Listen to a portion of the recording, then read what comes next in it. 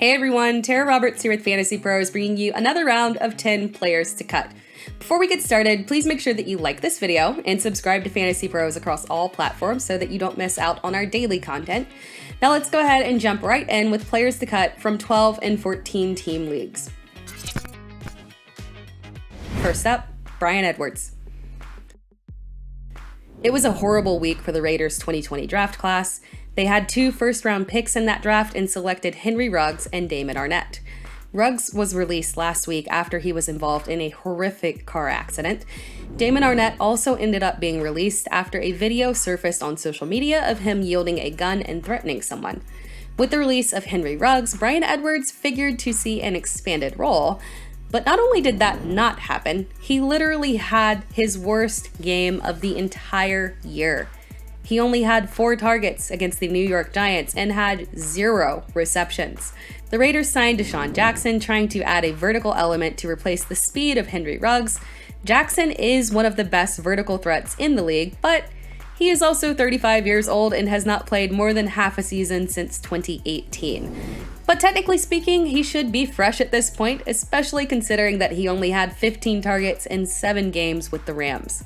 Now, I don't expect Jackson to have consistent fantasy value, but if Edwards couldn't catch a single pass as the featured wide receiver without DeSean Jackson, is he really going to be of value with DeSean Jackson? Seems unlikely. Breaking down the Raiders' targets as a whole, Darren Waller has 64 targets in 7 games and will continue to be the featured player in this passing offense. Hunter Renfrow sees work out of the slot and has 60 targets in 8 games. Jackson is going to be next in line as the vertical threat, and that leaves Edwards, Zay Jones, and Willie Snead fighting for the rest of the targets at wide receiver. It just doesn't make much sense to roster Edwards at this point. You need to let him go. Next up, Rondo Moore. Rondo Moore is an intriguing fantasy option because he is an 80-yard touchdown waiting to happen on literally every play. The problem is his floor is incredibly low, and it would have been nice to see him take advantage of DeAndre Hopkins and AJ Green being out last week, but he didn't. Instead, Moore was the 56th ranked wide receiver in fantasy points with just 5 points. The week before, with DeAndre Hopkins missing large chunks of Thursday Night Football, Moore had just 2 fantasy points. Technically speaking, you could blame this week on Kyler Murray not playing, but Colt McCoy did a good job filling in Murray's absence, and Christian Kirk thrived with 13.4 fantasy points. Antoine Wesley chipped in with 7.7 fantasy points, and Moore was next in the passing game with just 5 fantasy points. Moore has had 5 points or less in 6 of his last 7 games, and only in 1 game was he fantasy relevant. That was week 5 when he had 12 fantasy points. He's just not worth it at this point. You cannot put him in your starting lineup, and in any game where he does go off, he will be going off on your bench. It's just not worth it, so just go ahead and let him go. Next up, Robbie Anderson. Robbie Anderson was on last week's list, and we'll keep talking about him until you finally cut him. Let's make this quick. Anderson has only 3.6 fantasy points in his last 3 games, making him the 123rd ranked fantasy player during that time period. Jalen Darden, Ashton Dulin, and Ben Skowronek have 2 things in common. All of them are rostered in 0% of Yahoo leagues, and all of them have more fantasy points over the last 3 games than Robbie Anderson.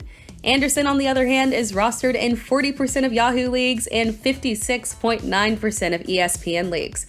Cam Newton is back in town, and we'll get into that later, but I don't see a dramatic turnaround coming for Anderson.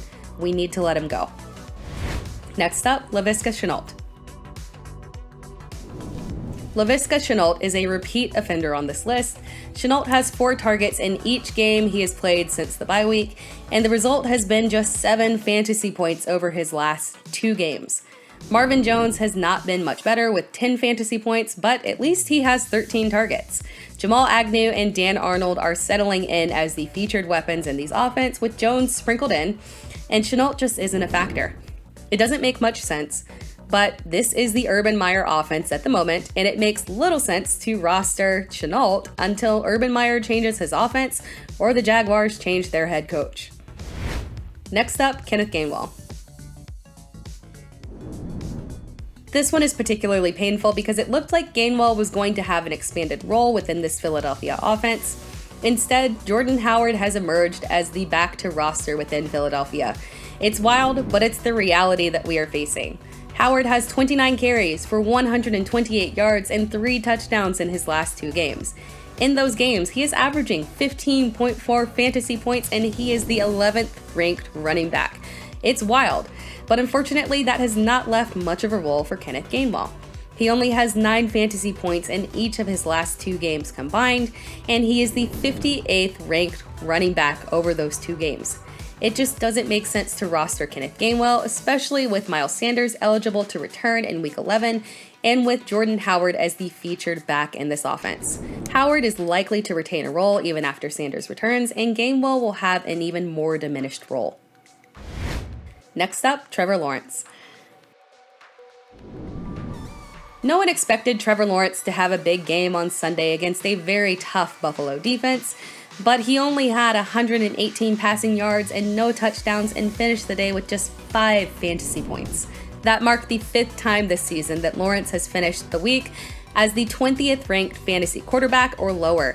He has been a top 12 fantasy quarterback only twice. The first time was in Week 1 against the Houston Texans when he finished 12th, and the other time was in Week 5 against the Tennessee Titans when he finished 9th. He's going to be a good player at some point, but the offense is currently built around Dan Arnold and Jamal Agnew. He is being sabotaged by a poor supporting cast and an even worse offensive scheme. It's time to let him go. Next up, Sam Darnold.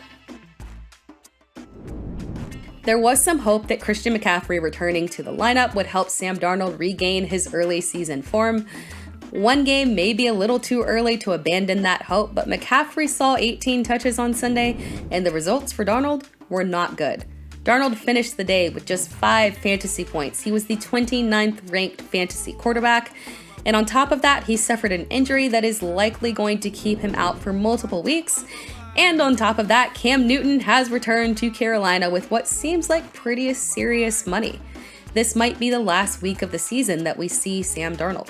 Over the last 5 weeks, he has finished 29th, 14th, 25th, 23rd, and 29th among fantasy quarterbacks. It's hard to keep rostering him hoping that he'll rediscover the form that he had in Week 3 and 4 against Houston and Dallas. Quite frankly, even if you have an IR spot available, I don't even think he's worth that spot. Just go ahead and send him to the waivers. Moving on to players to cut in shallow leagues, and first up we have Daniel Jones. Disclaimer, I love Daniel Jones as a streaming option, and that will never, ever, ever change. But emphasis on streaming option. There is no need to roster him on a weekly basis, especially with him on a bye week.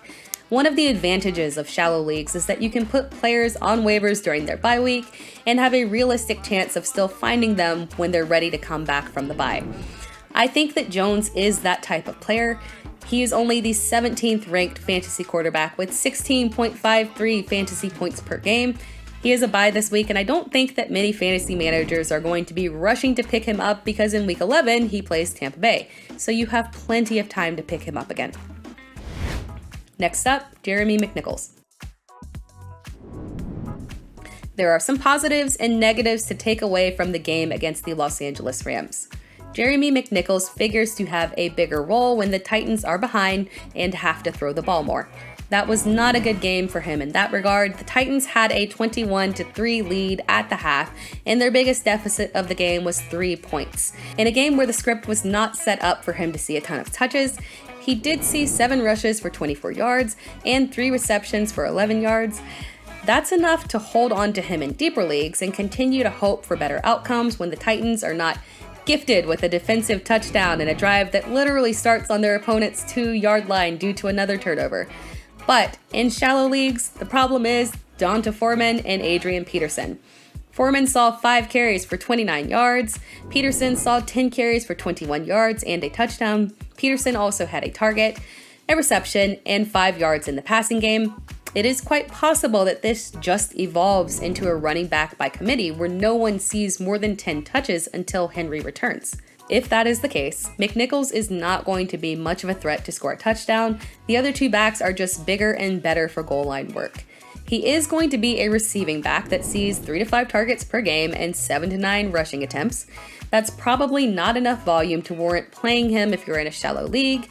And if you're not going to be playing him, I'm just not sure it's worth rostering him, hoping that something happens health-wise to the other running backs, leading to an expanded role. The Titans would just more than likely sign another running back and keep rotating bodies at this point. And finally, Jacoby Myers. Jacoby Myers has not done much over his last 5 games with just 32.3 fantasy points total, or 6.5 fantasy points per game. The Patriots are spreading the ball around, and Myers just never seems to find the end zone and can only muster up a 2-point conversion at that. In a deeper league, he is worth being a bench stash, hoping for a strong finish by Mac Jones as he continues to develop. But in a shallow league, there's just not a ton of upside right now. It's better to let him go and roster someone with more potential. And that wraps things up for this week's 10 players to cut. Thank you for watching the video, and be sure to like this video and subscribe to Fantasy Pros across all platforms, and come back next week for another round of players to cut.